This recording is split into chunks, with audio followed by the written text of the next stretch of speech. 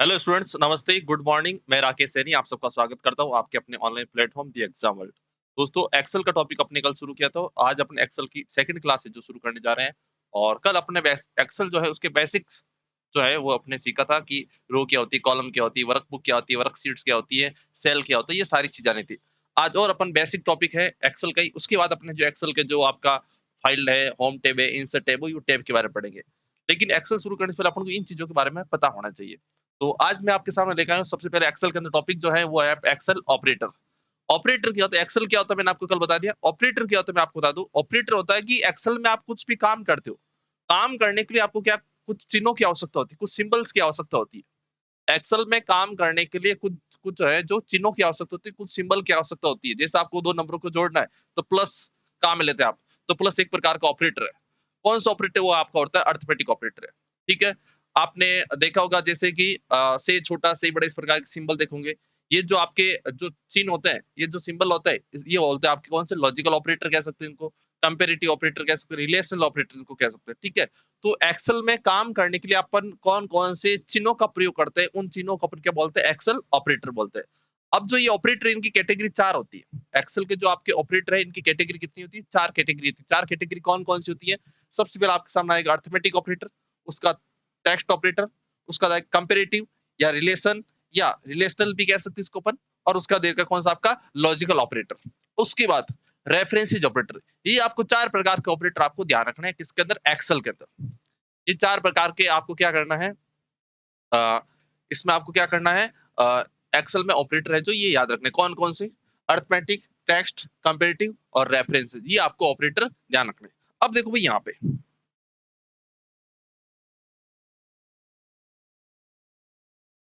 सबसे पहले मैं बात करता हूँ आपके सामने किसकी, अर्थमेटिक ऑपरेटिव। अर्थमेटिक का मतलब होता है अंक गणित। मतलब कि आप जोड़ बाकी गुणा भाग करने के लिए आपको एक्सेल में कौन कौन से चिन्हों की जरूरत पड़ती है, वो सारे के सारे ऑपरेटर कौन से होते हैं क्या बताएंगे, अंक गणित। टेक्स्ट ऑपरेटर, ऐसे ऑपरेटर जो आपके अंग्रेजी वर्णमाला के अक्षरों पर काम करते हैं, अंग्रेजी वर्णमाला के अक्षरों का मतलब टेक्स्ट पे काम करते हैं। ठीक है। उसके बाद कंपेरेटिव, मतलब कि कुछ भी नंबर वगैरह आपके सामने है, उसके बीच तुलना करने के लिए कौन कौन से ऑपरेटर होता है, कौन कौन से सिंबल होते हैं। जैसे आप ये से छोटा है, से बड़ा है, छोटा या बराबर, बड़ा या बराबर, इस प्रकार के जो आप सिंबल काम में लेते हैं, इनको अपन क्या बोलते हैं, इनको अपन बोलते हैं कंपेरेटिव, रिलेशनल या लॉजिकल ऑपरेटर। उसकी बात करते हैं अपन किसकी, रेफरेंसेज ऑपरेटर। ये क्या होता है, इसका अपन आगे थोड़ा डिटेल्स पढ़ेंगे। पहले अपन देखो यहाँ पे क्या दे रखा है, रेफरेंसेज मतलब होता है कॉलन। अब देखो यहाँ पे सबसे पहले बात करते हैं अपन किसकी, अर्थमेटिक ऑपरेटर। ये क्या होता है देखो यहाँ पे। अब देखो यहाँ पे भाई, मैंने सारा का सारा आपके सामने प्रैक्टिकल भी लिखा है, कैसे क्या होता है देखो यहाँ पे। इसकी एक बार अच्छे से परिभाषा पढ़ लीजिए। क्या है परिभाषा, नॉर्मली मैं आपको बता देता हूँ कि अर्थमेटिक मतलब होता है अंक गणित करना है। अगर आपको जोड़ बाकी गुणा भाग करना है, इसके लिए जिन चिन्हों का आप प्रयोग करते हैं, उन सारे ऑपरेटर को अपन क्या बोलते हैं, क्या बताएंगे, अर्थमेटिक। क्या लिखा हुआ है, इस प्रकार के ऑपरेटर का प्रयोग वर्कशीट में डेटा पर जोड़ बाकी गुणा भाग आदि करने के लिए किया जाता है। भाई इसमें जो ऑपरेटर होते हैं उसका प्रयोग किसके लिए किया जाता है, जोड़ बाकी गुणा भाग करने के लिए। और इसमें निम्न चिन्हों का प्रयोग होता है। निम्न चिन्ह कौन कौन से होते हैं देखो यहाँ पे, प्लस होता है, माइनस होता है, मल्टीपल होता है, ये भाग का होता है। ये देखो ये गुणे का निशान है, गुणा करना है, ये भाग का निशान है, ये परसेंटेज का निशान है, और ये आपके किसका है, ये है पावर, घातांक का निशान भी। देखो ये आपके लिए नई चीज है भाई, घातांक का निशान है, किसका निशान है, घातांक का। ये आप थोड़ा सा ध्यान रखना आपको।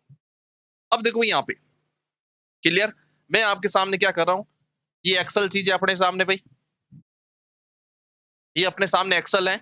और इसमें अपन क्या कर रहे हैं, ये सारा का सारा काम, ये देखो यहाँ पे ये वन है। कल रो नंबर मैंने आपको रो नंबर बताया था, कॉलम के नाम बताए थे। तो रो नंबर कहाँ से शुरू होता है, 1 2 3 से शुरू होता है। तो 3 4 5 6 7। अब देखो भाई यहाँ पे ये सी के अंदर डेटा है, ये डी के अंदर डेटा है। आप मैंने क्या किया इसके अंदर एक फॉर्मूला लगाया, इसके अंदर मैंने क्या किया, एक फॉर्मूला लगाया। भाई समझने का कोशिश करना, 100% समझ आएगा। क्योंकि ये चीज अपन लगभग मेरे हिसाब से पहली बार सीख रहे हैं, और आपके सामने अभी यहाँ पे नॉर्मल सी चीज दे रखी है। ठीक है। ये जो है, ये जो E1 है, देखो यहाँ से E है और इधर से 1, तो इसका इस सेल का नाम क्या बन गया, E1 बन गया। अब E1 के अंदर जो मैंने फॉर्मूला लिखा है, वो फॉर्मूला लिखा है बराबर C1 प्लस D1। C1 की वैल्यू कितनी भी, C1 की वैल्यू है 5, सॉरी 10। C1 की वैल्यू कितनी है 10, प्लस क्या दे रखा है D1, ये D और इधर से 1, D1 की वैल्यू कितनी है 5। तो बताओ यहाँ पे 10 और 5 इन दोनों की वैल्यू ले ली, बीच में आ रहा है अपना क्या प्लस, प्लस क्या है अरिथमेटिक ऑपरेटर है, तो इन दोनों नंबर को जोड़ने का काम कौन करता है, प्लस करता है। तो एक्सेल में जो सीट में जो डेटा होता है उसके ऊपर क्या करना है, जोड़ बाकी गुणा भाग करना, उसका परसेंटेज वैल्यू निकालना, उसकी घातांक के रूप में सॉल्यूशन करना, ये सारी चीजें जो काम होता है ये काम करता कौन, आपका अरिथमेटिक ऑपरेटर। तो इसमें मैंने काम लिया आपके सामने कौन सा, प्लस ऑपरेटर काम लिया है। ये दो प्लस ऑपरेटर क्या इन दोनों को जोड़ेगा। मैंने क्या बताया था, एक्सेल में कुछ भी काम करना उसके लिए कौन कौन से चिन्हों का आप सिंबल का प्रयोग करते हैं उसको अपन बोलते हैं ऑपरेटर। ऑपरेटर अलग अलग कैटेगरी के होते हैं, अभी अपन पढ़ रहे हैं कौन से, अरिथमेटिक। तो इन दोनों नंबर को जोड़ने का काम किसने किया, प्लस ने किया। दोनों नंबर का जोड़ कितना यहाँ पे 15, तो E1 की वैल्यू क्या आएगी आपके सामने 15 आएगी। और एक चीज मैंने कल और बताई थी आपको कि सेल का जो डेटा होता है, सेल का जो डेटा दो फॉर्मूला बार में दिखाई देता है, कहाँ पे दिखाई देता है, फॉर्मूला बार में। ये जो सेल, इस सेल में आपने फॉर्मूला क्या लिखा है, बराबर C1 प्लस D1, ये फॉर्मूला लिखा और इसका रिजल्ट जो है यहाँ पे आएगा। क्लियर, ये तो हो गया अपने किसका, प्लस करने का। उसी प्रकार अपन ये भी कर सकते, देखो यहाँ पे ये जो नीचे वाली सेल है C2, ये क्या लिखा हुआ है, C2 1 2 3 4 5 6 7। अब इसके अंदर मैंने फॉर्मूला क्या लिखा, बराबर C1। देखो यहाँ पे कोई भी फॉर्मूला है जो उसके फॉर्मूला से पहले हमेशा ध्यान रखना बराबर का सिंबल लगाया जाता है, क्या लगाया जाता है, बराबर का चिन्ह लगाया जाता है, ये आपको ध्यान रखना। कैसे क्या होता है, आगे अपने फॉर्मूला पढ़ेंगे उसमें आपको बताऊंगा बराबर का चिन्ह क्यों लगाते हैं। अभी आपको थोड़ा जैसा समझ आ रहा है वैसे समझना है, मैं पूरे दावे के साथ कहता हूँ एक्सेल आपको अच्छे से समझ में आएगा। ठीक है, अब देखो यहाँ पे क्या दे रखा है, ये जो फॉर्मूला इसमें मैंने लिखा है C2 माइनस D2, क्या लिखा, C2 माइनस D2। C2 की वैल्यू कितनी है, देखो यहाँ पे C2 वाला ये राशि, ये 2 क्या दे रखा है 10, माइनस D2 ये D और ये 2 भाई क्या दे रखा है इसमें 5। 10 माइनस 5 रिजल्ट क्या आएगा 5। देखो यहाँ पे D2 के E2 के अंदर रिजल्ट क्या है 5। आगे बात समझ में, आगे चलिए। और अगला क्या दे रखा आपके सामने, बराबर C3 मल्टीप्लाई, ये गुणे का निशान है भाई, देखो इस प्रकार का, ये जो निशान होता है स्टार वाला ये होता है गुणे का निशान, मल्टीपल का निशान होता है। अब देखो इसमें क्या बोला इसने, ये आगे आपने ये C1 C2 C3 C4 5 6 7 ऐसे। अब देखो यहाँ पे क्या लिखा हुआ है, इसके अंदर मैंने फॉर्मूला लिखा C3 मल्टीप्लाई C3 गुणा D3। C3 की वैल्यू क्या है, ये देखो C और ये 3 क्या है देर का यहाँ पे 10, उसके बाद मल्टीप्लाई D3 के अंदर वैल्यू कितनी है 5, तो 10 इंटू 5 कितना हो गया 50। देखो यहाँ पे रिजल्ट क्या आ गया आपके सामने 50 आ गया। आगे देखो यहाँ पे अगला आपके सामने क्या देर का है, ये तो था भाई अपने पास किसका, अरिथमेटिक ऑपरेटर के। मैंने 3 ऑपरेटर आपको यहाँ पे काम लेने बताया, प्लस माइनस मल्टीपल हो गया। आगे अपन भाग का भी करेंगे, परसेंटेज वैल्यू भी निकालेंगे, उसके बाद अपना ये जो है घातांक का है उसका भी निकालेंगे। तो देखो आगे क्या देर का आपके सामने, ये देखो यहाँ पे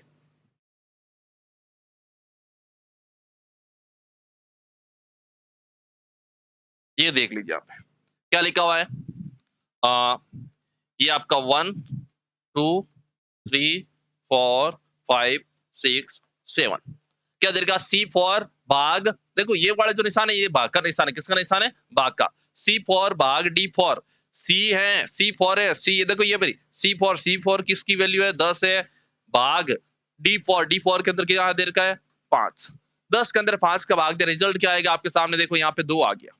उसके बाद क्या दे रखा है यहाँ पे आया भाई मैंने आपके सामने कि भाई मैंने इन दोनों का पहले क्या किया मल्टीपल किया, और मल्टीपल करने के बाद इसकी परसेंटेज वैल्यू निकाली हुई। ये आप थोड़ा कैलकुलेशन कर लेना भाई, अपने पास कैलकुलेटर होगा उससे कैलकुलेशन करना। ठीक है, C2 और D2, C2 और D2 जो भी डेटा है और उसका क्या है परसेंटेज वैल्यू क्या आएगी, परसेंटेज वैल्यू आपके सामने ये आएगी। क्लियर, उसके बाद देखो यहाँ पे भाई C2 है और मल्टीप्लाई करना क्या D2 से, दोनों का मल्टीपल गुणा करना और उसकी परसेंटेज वैल्यू निकालना। ठीक है, तो आपके सामने क्या आएगी यहाँ पे 0.5 है जो उसका परसेंटेज वैल्यू आ जाएगा। उसके बाद अगला क्या देर का आपके सामने, अगला ये देर का बराबर C3 कॉलन D6, ये क्या देर का यहाँ पे देखो C3 का मान क्या देर का भाई यहाँ पे ये आ जाएगा भाई आपके सामने कौन सा 1 2 3 4 5 6 और ये 7। अब देखो भाई यहाँ पे C3 की वैल्यू क्या है, C3 की बात करता हूँ वैल्यू, C3 की वैल्यू देर की अपने पास कितनी 10 देर की है। ये निशान है भाई घातांक का, जैसे अपन क्या करते हैं जैसे मैंने लिखा है यहाँ पे 2 की घात ऐसा लिख दिया 2 की घात 3। ये जो ऐसा जो सिंबल है, इस प्रकार का जो सिंबल दिख रहा है, ये लगाता है घातांक। क्या लगाता है? घातांक। तो इसका मतलब यहाँ पे होता है भाई, इसका मतलब यहाँ पे है कि 2 के ऊपर घातांक क्या है? 3 है। 2 के ऊपर घातांक क्या है? 3 है। मतलब कि आपको ऐसे सॉल्व करना है 2 इंटू 2 इंटू इसको सॉल्व करो क्या आएगा? 2 इंटू 2 कितना आ जाएगा आपका? 4 आ जाएगा। 4 इंटू 2 कितना आ जाएगा आपका? 8 आ जाएगा। अब देखो उसके बाद यहाँ पे क्या लिखा हुआ है? C3 की वैल्यू कितनी है? 10 है। ये रहा देखो C3 वैल्यू कितनी 10 है। D6 कहाँ पे? D और ये रहा भैया आपका 6 क्या है? 5। मतलब कि 10 के ऊपर घातांक जब 5 होगी इसका रिजल्ट क्या आएगा? 10 के ऊपर घातांक 5 होगी इसका रिजल्ट क्या आएगा? देखो यहाँ पे रिजल्ट क्या आएगा? लगभग आपका 1 लाख आएगा। क्या आएगा? 1 लाख आएगा। ये आप सॉल्व कर लेना 100% आपका यही आंसर आएगा। ठीक है? आगे चलिए भैया। ये भैया आपको सारे के सारे सॉल्व करने पड़ेंगे। ये आपको सारे के सारे क्या करने पड़ेंगे? सॉल्व करने पड़ेंगे। यहाँ पे लिख देता हूँ मैं। इसका जो मतलब है वो है आपकी 10 की घात 5। ठीक है? आगे देखिए यहाँ पे। अगला आपके सामने एक और ये देर का है। अगर आप किसी के पहले माइनस का सिंबल लगा देते हो, अगर कोई भी सेल की वैल्यू उसके पहले माइनस का सिंबल लगा देता हो तो वो वैल्यू क्या बन जाएगी? माइनस की। तो देखो यहाँ पे क्या लिखा हो भाई? बराबर C7। ये 1 है, 2 है, 3 है, 4, 5, 6 और 7 बराबर माइनस C7। ये C7 की वैल्यू कितने? 10। मतलब कि ये 10 और इसका आगे पहले क्या लगा दिया? माइनस। तो जो C1 पॉजिटिव वैल्यू है, जो C7 है ये 10 है जो पॉजिटिव है, माइनस का सिंबल लगाने से क्या हो जाएगी? माइनस की वैल्यू हो जाएगी। देखो यहाँ पे माइनस का 10 आ रहा है। क्या आ रहा है? यहाँ पे माइनस का 10 आ रहा है। आगे बात समझ में? ये आपको मैंने क्या बताया भाई? यहाँ पे अरिथमेटिक ऑपरेटर बताया। अब देखो यहाँ पे ये काम आगे आएंगे। अभी तो अपने कुछ नहीं, जोड़ बाकी गुणा भाग अपन को लग रहा है। अभी तो अपन को क्या लग रहा है? जोड़ बाकी गुणा भाग लग रहा है। अब आपको सॉल्व कैसे करना? देखो यहाँ पे सबसे पहले अगर आपको कुछ भी ऐसे क्वेश्चन दे दे, उसमें आपको सबसे पहले क्या क्या सॉल्व करना है? ये वाला सिंबल सॉल्व करना। भाई मैंने आपको इतने सारे ऑपरेटर बताए। सबसे पहले क्या सॉल्व होगा? ये घातांक का सॉल्व होगा। उसके बाद आपका भाग का सॉल्व होगा। उसके बाद आपका क्या होगा? गुणे का सिंबल होगा। उसके बाद आपका प्लस या माइनस। ये आपको इस प्रकार सॉल्व करना है भाई। मैंने अभी आपको जो सिंबल बताए थे, जोड़वा की गुणा भाग और ये घातांक वाला, इनमें सबसे पहले सॉल्व क्या करना? आपको आपको ये सारे एक ऐसा फॉर्मूला दे दे और सारे के सारे डेटा आपको एक साथ दे दिया, तो आपको सबसे पहले क्या करना है? घातांक सॉल्व करना है। उसके बाद भाग आएगा, उसके बाद गुणा सॉल्व करना है, उसके बाद प्लस माइनस, इस प्रकार। ठीक है? ये मैं आपको जब क्वेश्चन बताऊंगा, जब अपन एक्सेल जब अपना पूरा हो जाएगा, मैं आपको कुछ टॉपिक है क्वेश्चन के द्वारा, एक्सेल के टॉपिक में क्वेश्चन जो है वो आपको मैं ये आपके टॉपिक के साथ साथ ही कराता रहूंगा। ठीक है? तो ये चीजें जो आपकी क्लियर है भाई, ये चीजें आपकी क्वेश्चनों के सब कवर होगी भाई। क्वेश्चन में कैसी लैंग्वेज के क्वेश्चन को सॉल्व कैसे करना वो अब मैं आपको इसमें बताऊंगा। अब देखो भी यहाँ पे आगे बात समझ में, आगे चलिए। अगला देर का आपके सामने कौन सा भाई? Text operator. क्या देर का है? Text operator. ये टेक्स्ट ऑपरेटर क्या होता है? टेक्स्ट का मतलब होता है अक्षर। टेक्स्ट मतलब क्या होता है? अक्षर। अब वो टेक्स्ट होता है आपका, नंबर को भी अपन टेक्स्ट बना सकते हैं, अल्फाबेट का भी टेक्स्ट होता है। ठीक है? कोई सिंबल है उसको भी अपन क्या कर सकते हैं? टेक्स्ट बना सकते हैं। तो क्या लिखा है देखो यहाँ पे, टेक्स्ट ऑपरेटर जो है भाई, और इसमें जो इसका सिंबल कौन सा? इसका सिंबल होता है भाई आपका इस प्रकार का। ये जो सिंबल है, इस सिंबल का नाम होता है एम्परसेंड। क्या होता है? एम्परसेंड। इस सिंबल का नाम क्या होता है? एम्परसेंड। देखो भाई यहाँ पे जोड़ बाकी गुणा भाग परसेंटेज आप सारे जानते हो। ये अभी जो सिंबल आए थे इसका नाम होता है भाई कैरेट। इस सिंबल का नाम क्या होता है? कैरेट। अभी मैंने आपको बताया था ऐसा सिंबल घातांक वाला, घातांक वाले का नाम होता है कैरेट। क्या होता है? कैरेट। और ये काम करता है आपके घातांक का। इसका काम करता है आपके घातांक का काम करता है। अब देखो यहाँ पे एम्परसेंड टेक्स्ट ऑपरेटर है, इसमें केवल एक ही ऑपरेटर आएगा। कौन सा? आपका एम्परसेंड आएगा। ये जो एंड का सिंबल आप जिसको एंड बोलते हैं, इसका सही नाम कंप्यूटर की भाषा में सही नाम होता है एम्परसेंड होता है। क्या होता है? एम्परसेंड होता है। और उसके बाद ये काम क्या करता है? आपके पास कोई भी दो अलग अलग अक्षर है, आपके पास कोई भी दो अलग अलग शब्द है, उनको जोड़ करके एक बनाता है। एम्परसेंड ऑपरेटर क्या करता है? आपके पास कोई भी दो अलग अलग अक्षर है, उनको जोड़ करके एक बना देगा। आपके पास कोई भी दो अलग अलग शब्द है, उनको जोड़ करके एक बना देता है। ठीक है? ऐसा क्वेश्चन आपके ग्राम सेवक एग्जाम में भी पूछा गया था। ठीक है? तो देखो यहाँ पे एम्परसेंड क्या करता है, ये आपको ध्यान रखना है। कोई भी दो अलग अलग अक्षर या शब्दों को जोड़ करके क्या बना देगा? एक बना देगा। कैसे? देखो यहाँ पे क्या लिखा हुआ है, इस प्रकार के ऑपरेटर का प्रयोग दो या दो से अधिक टेक्स्ट को जोड़ने के लिए किया जाता है। जो अक्षर होते हैं, जो शब्द होते हैं, उनको जोड़ने का काम कौन करता है? आपका एम्परसेंड ऑपरेटर करता है। कैसा सिंबल होता है? इस प्रकार का एंड का सिंबल होता है। अब देखो कैसे, C1 और D1, C1 की वैल्यू देखो REKH ऐसा कुछ लिखा हुआ है, और यहाँ पे लिखा हुआ है बाटी, BHATI लिखा हुआ है, ठीक है। इन दोनों को जोड़ूंगा, देखो यहाँ पे C1 की वैल्यू ये रही आपके, ये 1 ये 2, C1 की वैल्यू क्या देखो, C1 की वैल्यू यहाँ पे आ जाएगी, बीच में क्या लगा रखा है एंड, और अगला क्या दे रखा है D1, D1 के अंदर क्या लिखा है ये। जब इन दोनों को जोड़ दूंगा, ये जो एंड ऑपरेटर जो है भाई, ये एंड ऑपरेटर क्या करेगा, इन दोनों को क्या कर देगा, आपस में जोड़ देगा। C1 और D1 की जो वैल्यू है, C1 और D1 की जो वैल्यू, उनको आपस में क्या कर देगा, जोड़ देगा। तो यहाँ पे जो लिखा हुआ है, और ये दो इन दोनों को देखो, यहाँ पे E1 के अंदर एक साथ लिखा गया, यहाँ पे दोनों ये अलग है, ये अलग है, लेकिन इसके अंदर क्या क्या है, इन दोनों को एक साथ दिखाया गया। एक साथ जोड़ने का काम किसने किया, आपका इस एंड ऑपरेटर ने किया। किसने किया? इस एंड ऑपरेटर ने किया। आगे बात समझ में। तो अगर आपको क्या करना है, अक्षरों को जोड़ना है, शब्दों को जोड़ना, उसके लिए कौन सा ऑपरेटर काम लेते हैं, तो आप लोग क्या बताएंगे, वो ऑपरेटर होता है भाई आपका कौन सा, क्या बताएंगे, एम्परसेंड ऑपरेटर होता है, ठीक है। और चीज आपके जो क्वेश्चन कराऊंगा तो उसमें क्लियर हो जाएगी भाई। अगला क्या देर का आपके सामने, अगला आपके सामने का कंपेरेटिव। कंपेरेटिव मतलब होता है कंपेयर करना, जो आपके पास सामने नंबर है उनके बीच में तुलना करने के लिए कौन कौन से चिन्हों का प्रयोग करते हैं, तुलना करने के लिए कौन कौन से चिन्हों का प्रयोग करते हैं, उसको बोलते हैं कंपेरेटिव ऑपरेटर। क्या बोलते हैं? Comparative operator. अब क्या होता है देखो यहाँ पे, इस प्रकार के ऑपरेटर का प्रयोग वर्कशीट के डेटा में तुलना करने के लिए, तुलना ऐसे मतलब कि जो संख्या होती है, संख्या के मध्य तुलना करने के लिए कौन कौन से चिन्हों का प्रयोग करते हैं, उनको अपन क्या बोलते हैं, उनको अपन बोलते हैं कंपेरेटिव, रिलेशनल या लॉजिकल ऑपरेटर, ठीक है। वैसे अपने कंप्यूटर जब पहली क्लास पढ़ी थी उसमें मैंने आपको लॉजिकल कैलकुलेशन बताया था, लॉजिकल तार्किक गणनाएं बताई थी, उसमें मैंने आपको इस प्रकार के सिंबल बताए थे, वही सारे सिंबल यहाँ पे। एक्सेल में आपको तुलना करने का काम करना कैसे करेंगे, इसके द्वारा कर सकते हैं। कौन से ऑपरेटर? कंपेरेटिव, रिलेशनल या लॉजिकल ऑपरेटर आप कह सकते हैं। क्लियर? अब देखो यहाँ पे इसमें सिंबल आपका से छोटा, से बड़ा, से छोटा या बराबर, से बड़ा या बराबर, उसके बाद बराबर और बराबर नहीं है, नॉट इक्वल, ठीक है। ये सारे सिंबल आपको याद नहीं। देखो यहाँ पे से छोटे का है, से बड़ा, से छोटा या बराबर, से बड़ा या बराबर, ये बराबर, ये कह रहा है दोनों वैल्यू आपस में बराबर होनी चाहिए, और ये कह रहा है दोनों वैल्यू आपस में बराबर नहीं होनी चाहिए, ठीक है। अब देखो यहाँ पे, और इनका जो रिजल्ट आएगा भाई, जो ये है, इनका जो रिजल्ट आएगा वो आएगा ट्रू फॉल्स में। क्या आएगा? ट्रू फॉल्स में। यहाँ पे लिख देता हूं, यहाँ पे लिख देता हूं, इसका परिणाम, जो रिजल्ट जो है, परिणाम ट्रू या फॉल्स के रूप में दिया जाता है। इसका जो परिणाम होता है वो किसमें मिलता है, तो क्या बताएंगे, ट्रू या फॉल्स के रूप में मिलता है।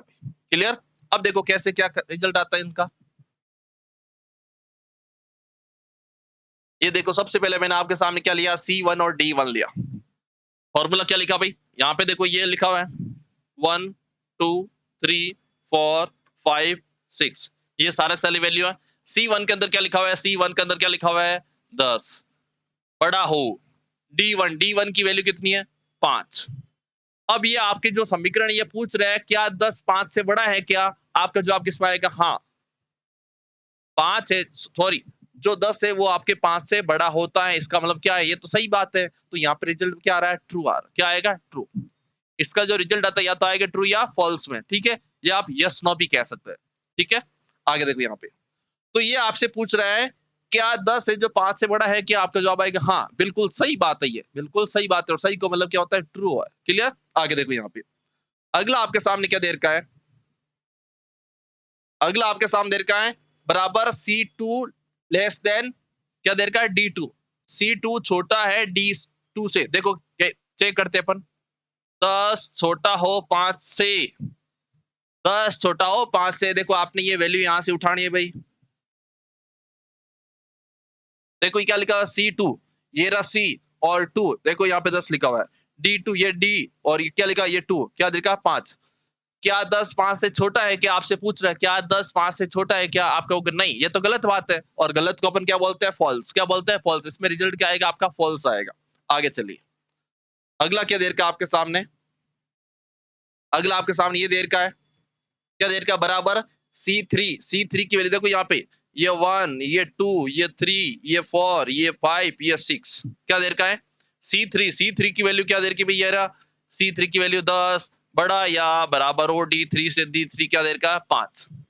अब यहाँ पे आपको पूछ रहा है कि जो 10 है 10 पहले तो चेक करो क्या भाई यहाँ पे पूछ रहा है आपको या तो बड़ा होना चाहिए या बराबर होना चाहिए या तो क्या होना चाहिए ये देखो ये सिंबल जो है इधर इस वाला ये होना चाहिए बड़े का ये किसका सिंबल है बड़े का और साथ में लगा दिया बराबर या तो बड़ा होगा या क्या होगा बराबर होगा तो देखो यहाँ पे 10 ये जो समीकरण क्या कह रहा है ये कह रहा है क्या 10 है जो 5 से बड़ा है क्या आप कहोगे हाँ बिल्कुल 10 है जो 5 से बड़ा होता है अगर यहाँ पे ऐसा करता मैं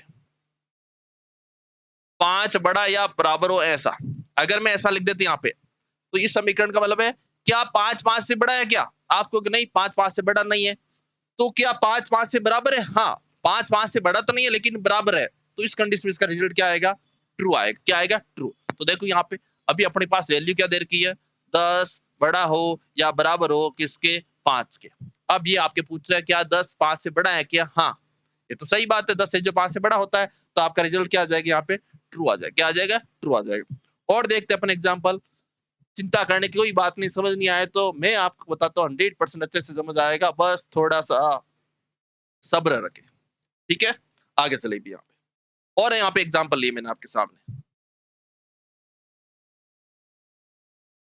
और एग्जाम्पल आपके सामने क्या है बराबर सी फॉर लेस देन छोटा या बराबर हो किससे डी फॉर से तो देखो यहाँ पे ये आपकी इनकी वैल्यू लिख देता 1 2 3 4 5 6 क्या लिखा हुआ है सी फॉर की वैल्यू क्या भाई सी और ये फॉर क्या लिखा हुआ है 10 लिखा हुआ 10 छोटा या बराबर हो डी फॉर ये डी और यहाँ से फॉर क्या दे रखा है 5 क्या लिखा हुआ है 5 अब ये आपसे पूछ रहा है क्या 10 है जो 5 से छोटा है क्या ये आपसे पूछ रहा है क्या 10 है जो 5 से छोटा है क्या आप कहोगे नहीं ये तो गलत बात है अगला देखो बराबर क्या 10 और 5 बराबर है क्या नहीं बराबर भी नहीं है तो इसका मतलब ना तो बराबर है ना ही छोटा है इसका मतलब ये कंडीशन क्या है गलत मतलब क्या आएगा यहाँ पे फॉल्स देखो यहाँ पे क्या आ रहा है आपके सामने फॉल्स आ रहा है क्लियर आगे चलिए अगला क्या देर का है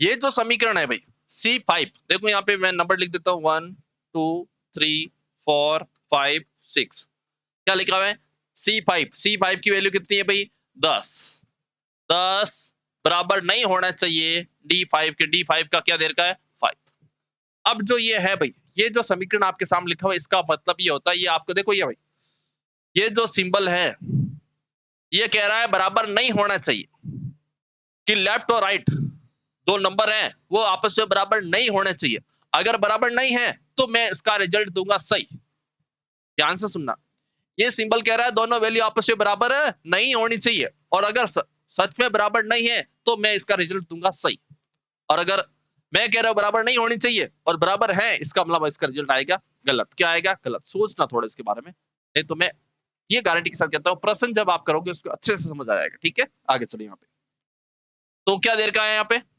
10 बराबर नहीं होने चाहिए 5 के इसने क्या क्या 10 है जो 5 के बराबर नहीं होना चाहिए और सच में बराबर नहीं है जब बराबर नहीं है इसका मतलब यहाँ पे रिजल्ट क्या आएगा सही आएगा ये थोड़ा सोचने लायक क्वेश्चन है ये कह रहा है 10 और 5 बराबर नहीं होने चाहिए बराबर है भी नहीं जैसे मैंने कहा ऐसा नहीं होना चाहिए वास्तव में ऐसा होता भी नहीं है इसका मतलब मेरी बात सच होती है ठीक है तो 10 है जो 5 के बराबर नहीं होना चाहिए और ऐसा हो भी नहीं रहा है इसका मतलब यहाँ पे रिजल्ट क्या आएगा ट्रू आएगा क्या आएगा ट्रू आएगा आगे चलिए अगला आपके सामने क्या देर का है ये कह रहा है C6 और D6 है वो दोनों वैल्यू आपस में बराबर होनी चाहिए C6 और D6 है मतलब कि जैसे मेरे पास ये हाथ है भाई इसमें भी 5 अंगुलियां इसमें भी 5 अंगुलियां मैंने बोल दिया दोनों बराबर होनी चाहिए तो आपके क्या है ट्रू हो जाएगा और मैंने अब जैसे सपोज करो मैंने क्या कर दिया अब ऐसे इसमें 5 दिख रही है इसमें मेरी 3 अंगुली दिख रही है मैंने बोल दिया बराबर होना चाहिए क्या बराबर है क्या नहीं है भाई इसमें 5 इसमें 3 दिख रही है आपको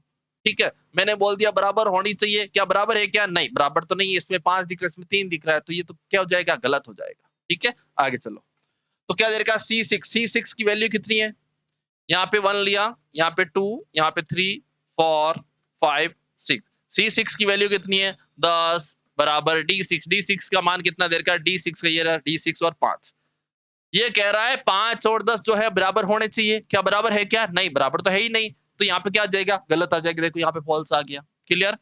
तो एक बार इसको समझना, क्लास को एक बार नहीं 2 बार देखना, फिर भी समझ नहीं आया तो भाई मैं बैठा हूँ, चिंता करने की कोई बात नहीं है, श्योर समझ आएगा आपको, ठीक है? मैं आपको वापस समझा दूँगा ये सारी चीज़ें, लेकिन समझ में 100% आएगा आपको।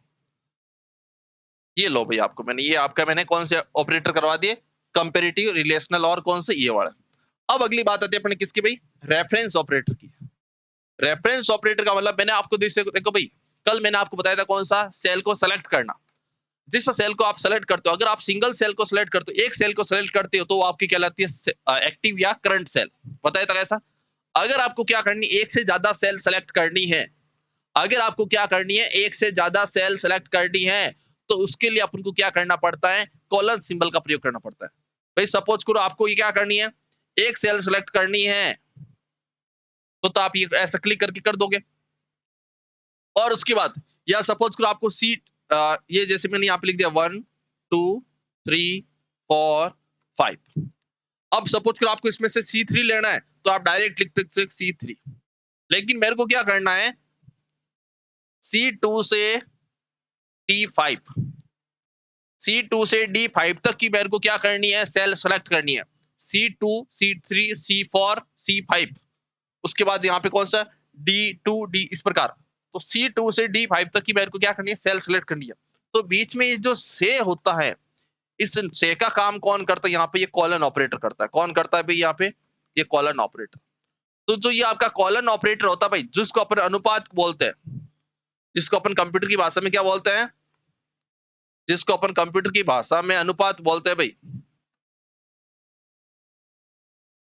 ये जो कॉलन जो होता है, ये अनुपात का जो सिंबल है, इसको अपन बोलते हैं कंप्यूटर की भाषा में कॉलन। क्या बोलते हैं, कॉलन। ये आपको ध्यान रखना। रेफरेंस ऑपरेटर कौन सा होता है, क्या बताएंगे, कॉलन होता है। जो आप अनुपात का सिंबल बोलते हैं, अनुपात का सिंबल कंप्यूटर की भाषा में क्या कहलाता है, आपका कॉलन होता है। अब देखो यहाँ पे माइक्रोसॉफ्ट एक्सेल में सेल रेफरेंस ऑपरेटर ग्रुप में कॉलन चिन्ह का प्रयोग होता है। कॉलन मतलब कि अनुपात वाला जो सिंबल होता है, जिसको अपन अनुपात बोलते हैं, उसको कंप्यूटर की भाषा में अपन को जो एक्सेल में बात करते हैं, इसको अपन बोलते हैं कॉलन। क्या बोलते हैं, कॉलन बोलते हैं। कॉलन का प्रयोग होता है। कॉलन ऑपरेटर के द्वारा सेल रेंज का निर्धारण किया जाता है। सेल रेंज क्या होती है, मैंने आपको कल बताया था, एक साथ एक से अधिक सेल को सेलेक्ट करना। एक साथ एक से अधिक सेल को सेलेक्ट करना क्या कहलाता है, सेल रेंज कहलाता है। मेरे को क्या करना है, A1 A10, A1 से लेकर A10 तक की वेयर को सेल सेलेक्ट करनी है। A1 से A10 तक की सेल सेलेक्ट करनी है। तो बीच में जो ये से आ रहा है भाई, बीच में जो ये से आ रहा है, इस से का काम कंप्यूटर एक्सेल में कौन करता है, इस सेल का एक्सेल में इसका काम करता है ये कॉलन।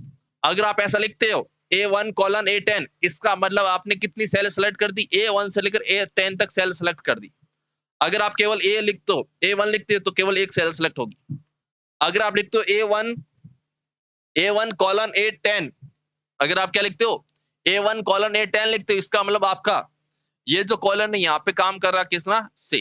तो यहाँ पे A1 से A10, तो से का काम, 2 का काम किसने किया, अपन बोलते ना A1 to A10, 1 to 10, तो बीच 2 मतलब होता है से। यहाँ पे 2 और से का काम यहाँ पे कौन करता है, ये कॉलन सिंबल करता है। अगर आपको A1 से A10 तक इस वैल्यू को सिलेक्ट करना है, तो आपको कॉलन सिंबल यूज करना पड़ेगा। आगे बात समझ भाई, आगे चलिए। अब देखो यहाँ पे कैसे, जैसे मैंने यहाँ पे ले लिया भाई आपके सामने एक एग्जांपल लिखा, बराबर सम। सम का मतलब यहाँ पे होता है जोड़ना। ये क्या करता है, नंबरों को जोड़ता है। नंबर कौन कौन से जोड़ना, आपको नंबर जोड़ने हैं D1 से D4। नंबर कौन से जोड़ना आपको, D1 से D4, ठीक है। तो D1 ये रहा, D2 ये रहा, D3 ये रहा, D4 ये रहा। मतलब कि D1 से लेकर D4 तक की जो वैल्यू, उन सबको आपस में क्या करना है, सम करना, मतलब कि जोड़ना। तो यहाँ पे देखो D1 कॉलन, मतलब D1 से कहां तक, D4। तो D1 से लेकर D4 तक की वैल्यू को जोड़ने का जो काम करता है, वो आपका काम कौन करता है, सम।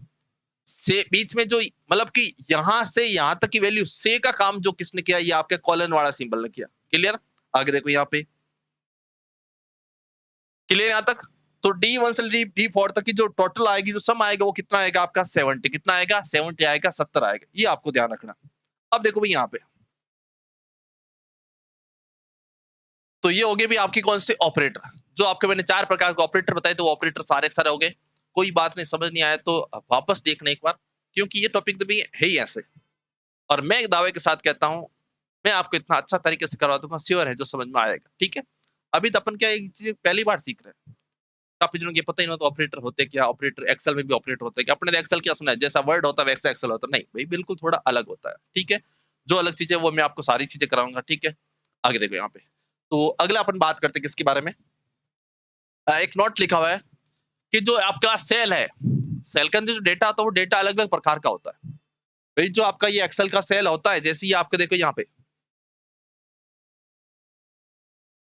ये आपके एक्सेल की इस प्रकार की ये सेल बनती है भाई। ये जो सेल, इस सेल में जो डेटा होता है, ये डेटा आपके अलग अलग प्रकार से हो सकता है। इसमें आपका कोई भी नंबर हो सकता है, कोई भी अल्फाबेट हो सकता है, कोई भी टेक्स्ट हो सकता है, इसके कोई सिंबल आ सकता है, इसमें आपका डेट एंड टाइम आ सकता है। तो इसके अंदर जो आपकी वैल्यू होती है, वो वैल्यू आपकी अलग अलग प्रकार की होती है। वो वैल्यू किस प्रकार की होती है, किस फॉर्मेट में आपको डेट प्रिंट करना, किस फॉर्मेट में आपकी कोई टाइम आएगा, वो सारी चीजें। ठीक है, तो देखो भाई यहाँ पे, ये मैं आपका एमएस एक्सेल का बेसिक करवा रहा था, ताकि अपन जब आगे बढ़ेंगे तो ये चीजें वापस पढ़ने की जरूरत नहीं पड़े। इन चीजों को अपन को बेसिक कवर करना जरूरी है, ताकि आगे की चीजें अपन को अच्छे से समझ में आए। ठीक है, तो अभी आपने क्या लिखा है, मैंने क्या लिखा है यहाँ पे, एक्सेल वर्कशीट में सेल में निम्न प्रकार का डेटा होता है। जो एक्सेल होती है, एक्सेल में जो डेटा होता है, एक्सेल में कुछ भी आप काम करोगे, वो काम जो डेटा में काम किया था, जो डेटा वो आप कितने प्रकार क्या बताएंगे, 4 प्रकार का। 4 प्रकार का कौन कौन सा, देखो यहाँ पे सबसे पहले क्या दे रखा है, वैल्यू या नंबर। उसके बाद दे रखा है लेबल या टेक्स्ट। उसके बाद क्या दे रखा है, फॉर्मूला। और उसके बाद क्या दे रखा है, डेट एंड टाइम। मतलब कि नंबर कैसे टाइप करते हैं, लेबल या टेक्स्ट क्या होता है, फॉर्मूला क्या होता है, डेट एंड टाइम क्या होता है, ये आपको समझना है। अब देखो यहाँ पे कैसे, देखो यहाँ पे, अब देखो यहाँ पे, जब भी आपको पूछे नंबर या वैल्यू क्या होती है, जब भी आपको पूछे नंबर या वैल्यू क्या होती है, तो क्या बताएंगे, इसके अंतर्गत 0 और 9 तक के अंकों का प्रयोग होता है। नॉर्मली आप वैसे भी आपको मैं पूछता हूँ नंबर कौन कौन से होते हैं, आप क्या बताओगे, 0 से 9 तक के नंबर होते हैं। ठीक है, उसके बाद मैंने आपको कल बताया था सेल में जो नंबर टाइप होता है, अगर आप सेल जो होती है, देखो यहाँ पे इस प्रकार की कोई सेल है भाई, इस प्रकार की आपकी ये सेल है। अगर आप क्या करते हो, इस सेल में कोई भी नंबर टाइप करो, वो लेफ्ट में आएंगे कि राइट में आएंगे, तो हमेशा ध्यान करें कोई भी नंबर है वो आपके राइट साइड में आएगा। कहाँ आएगा, राइट साइड में। तो अभी इसमें आपको ये ध्यान रखना है कि वैल्यू या नंबर की बात करता हूँ, वैल्यू नंबर का मतलब होता है 0 से 9 तक के अंक होते हैं। और अगर आप सेल में कोई नंबर टाइप करोगे, अगर सेल में कोई नंबर टाइप करते हो, तो वो हमेशा ध्यान रखना कहाँ पे आते हैं, राइट साइड में आते हैं। कहाँ पे आते हैं, राइट साइड में आते हैं। क्लियर, आगे चलिए यहाँ पे। अगला आपके सामने क्या देर का भाई, अगला आएगा आपके सामने कौन सा, लेबल या टेक्स्ट। क्या आएगा आपके सामने, लेबल या टेक्स्ट। अब इसमें लेबल या टेक्स्ट की बात करते हैं, ए टू जेड आएगा। क्या आएगा, ए टू जेड आएगा। लेबल या टेक्स्ट की बात करते हैं, इसमें आपका क्या आएगा, ए टू जेड। पहले अपने क्या पढ़ा था, नंबर, नंबर के अंदर क्या आता है, 0 to 9 आया था। लेबल या टेक्स्ट की बात आती है, इसमें आपको क्या बताना है, ए टू जेड आता है। उसके बाद आपके पास जो नंबर है भाई 0 to 9, आपके पास ये जो नंबर है 0 to 9, इनको भी आप टेक्स्ट में चेंज कर सकते हैं।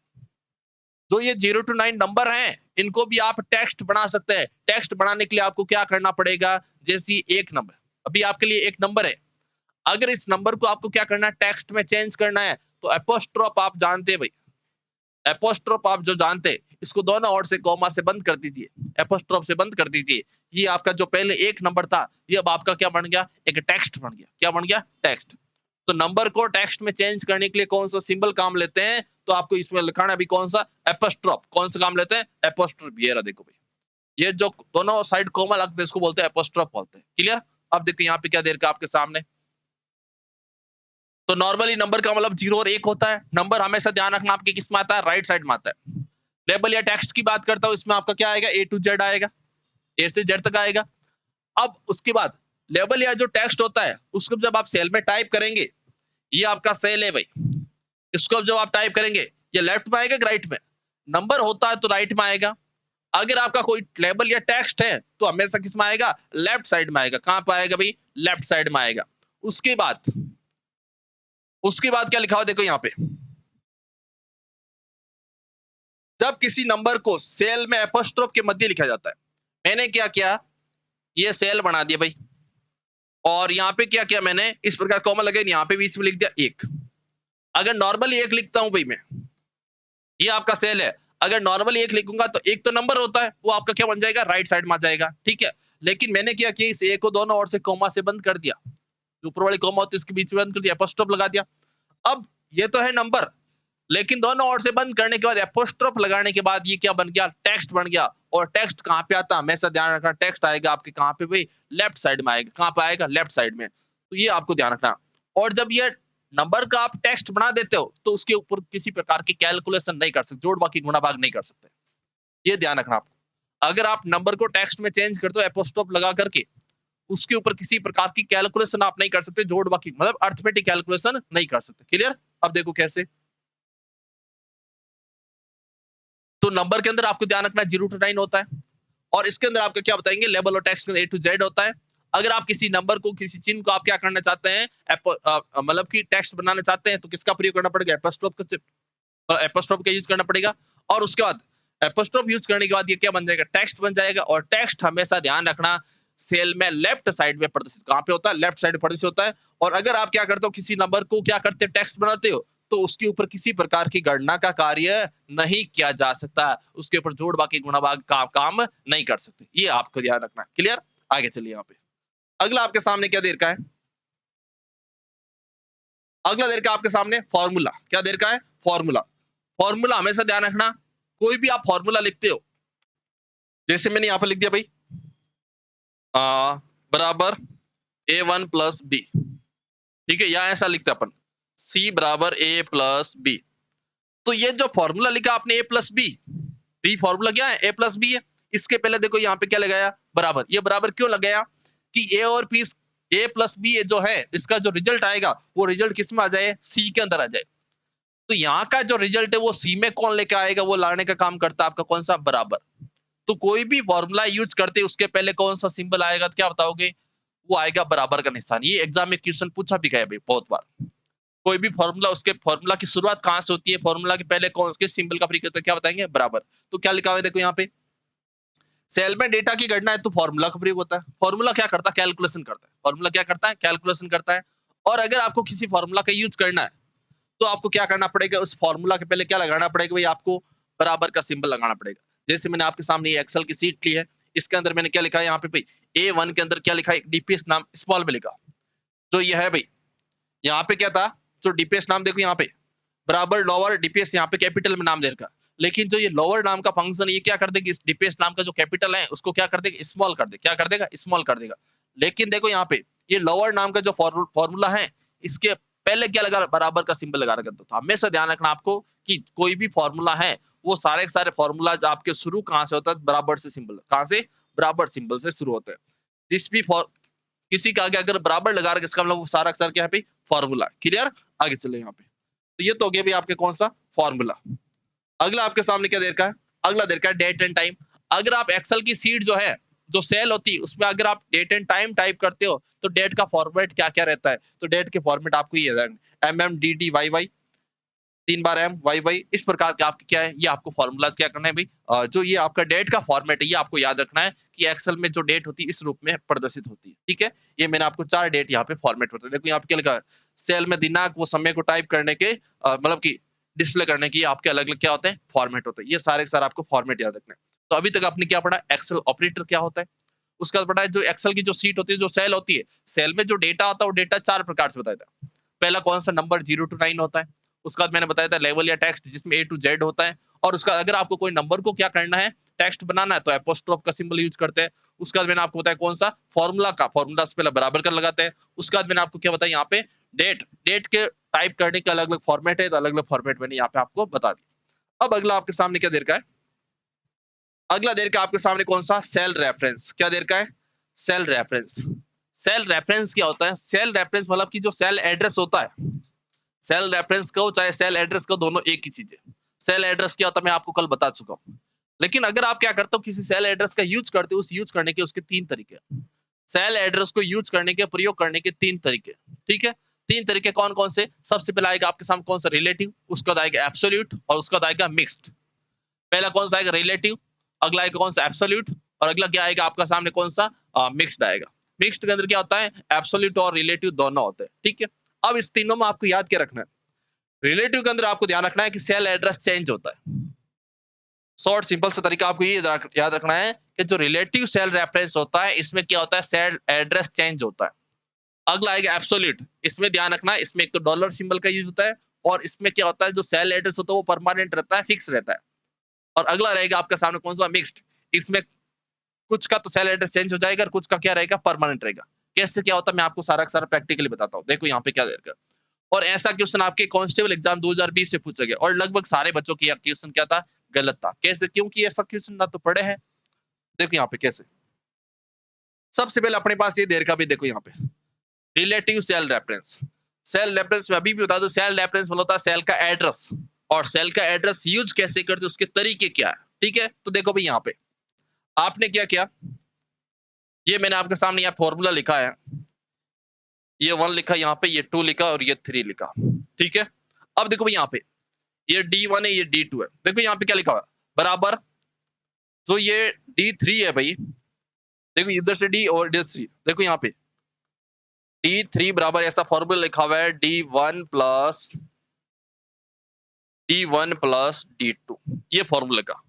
तो मैंने यहाँ पे क्या किया, इस D3 के अंदर क्या लिखा, D3 के अंदर एक फॉर्मूला लगाया D1 प्लस D2। अब देखो यहाँ पे D1 की वैल्यू क्या है, D यहाँ पे ये रहा, और 1 की वैल्यू कितनी है भाई, 5, प्लस D2 की वैल्यू इधर से D और इधर से 2, कितनी वैल्यू है, 6। 5 और 6 का टोटल मतलब कि प्लस कितना हो जाएगा, तो आप क्या बताएंगे, 11। तो इसका अंदर देखो रिजल्ट क्या आ रहा है, यहाँ पे 11 आ रहा है। ये तो सिंपल है।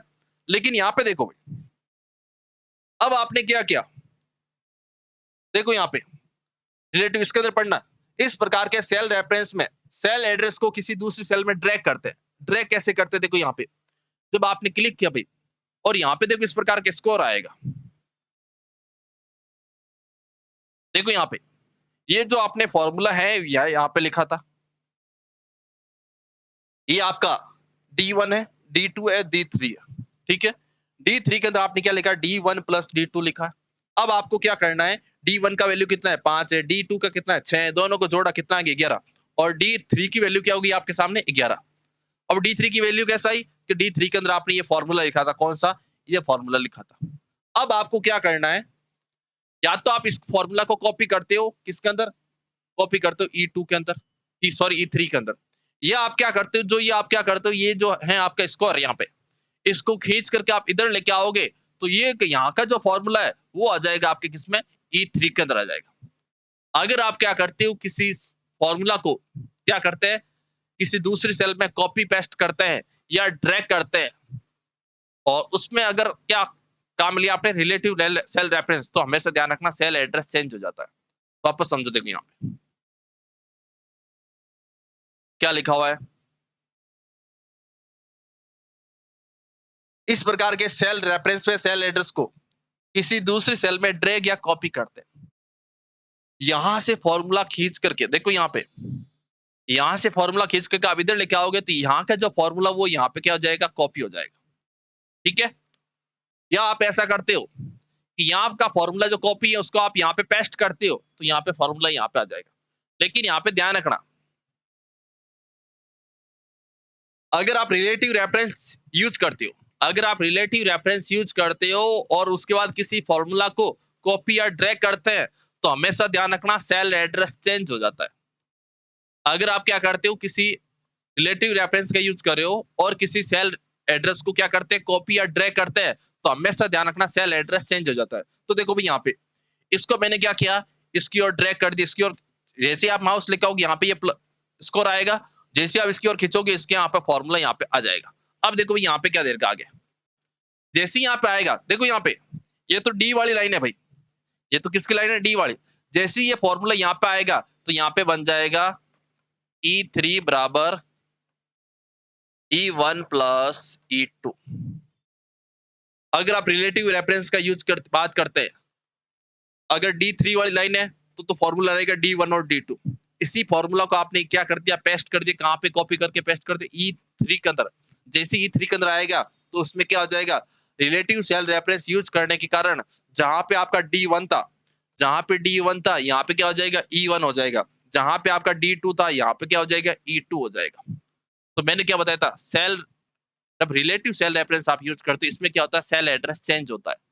भाई फॉर्मूला तो अपने ये कॉपी किया था, फॉर्मूला अपने ये कॉपी किया था, इस फॉर्मूला को मैंने क्या करते, कॉपी करके E3 के अंदर पेस्ट किया। जैसे ही मैं पेस्ट करूंगा, जहां पे D1 है वहां पे क्या आ जाएगा, E1 आ जाएगा, जहां पे D2 था वहां पे क्या आ जाएगा, E2 आ जाएगा। तो इसमें आपको ध्यान रखना, रिलेटिव सेल रेफरेंस क्या होता है, सेल एड्रेस चेंज होता है। क्या होता है, सेल एड्रेस चेंज होता है। अब देखो भाई यहाँ पे E1, अब E3 में क्या आएगा, E1, देखो E1 की कोई वैल्यू है क्या, E1 में कुछ नहीं, इसका मतलब यहाँ पे क्या आएगा, 0। अगला क्या दे रखा है, E2, देखो ये रहा E और ये 2, क्या E2 के अंदर कुछ वैल्यू का कुछ नहीं है, इसका मतलब यहाँ पे क्या दे रखा है, 0। E2 और E1 के अंदर कुछ नहीं है और इन दोनों को मेरे को क्या करना है, प्लस करना है। तो दोनों के अंदर क्या देगा, 0 और 0 को 0 प्लस करेंगे तो क्या आएगा, 0। तो E3 का रिजल्ट क्या आएगा आपके सामने, 0 आएगा। क्या आएगा, 0। ये क्वेश्चन आपके पूछा गया था आपके कांस्टेबल एग्जाम 2020 के अंदर। क्लियर। अब देखो यहाँ पे क्या दे रखा है आपके सामने, वो मैं क्वेश्चन भी आपके सामने लेके आऊंगा।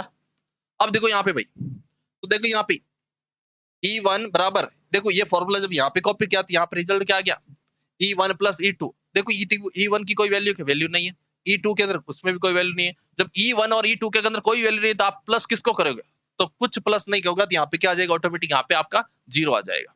आगे देखो, ये तो था भाई आपका कौन सा, रिलेटिव सेल रेफरेंस। ये क्या था आपका, रिलेटिव सेल रेफरेंस। अब अगली बात करता हूँ आपके सामने किसकी, एब्सोल्यूट की। एब्सोल्यूट में ध्यान रखना, डॉलर सिंबल का प्रयोग होता है और उसके बाद इसमें क्या होता है, सेल एड्रेस परमानेंट रहता है, फिक्स रहता है। सेल एड्रेस को परमानेंट करने के लिए अपन क्या किसका प्रयोग करते हैं, एब्सोल्यूट का, सॉरी डॉलर का यूज करते हैं। देखो कैसे, ये देखो भाई यहाँ पे क्या लिखा हुआ है, इस प्रकार के सेल रेफरेंस में सेल एड्रेस को किसी दूसरी सेल में ड्रैग करते हैं, मतलब खींच करके उसमें लेके आना, ड्रैग करते हैं या कॉपी करने पर वो स्थिर रहता है। उसमें तो था रिलेटिव के अंदर सेल एड्रेस चेंज हो जाता है, इसमें क्या रहेगा, सेल एड्रेस फिक्स रहेगा, मतलब कि स्थिर रहेगा, परमानेंट रहेगा। कैसे, देखो यहाँ पे, और एक चीज ध्यान रखना यहाँ पे, इसमें डॉलर सिंबल का प्रयोग होता है। ये मैं यहाँ पे लिख देता हूं, इसमें ये जो सिंबल है भैया आपके किसका सिंबल है, डॉलर।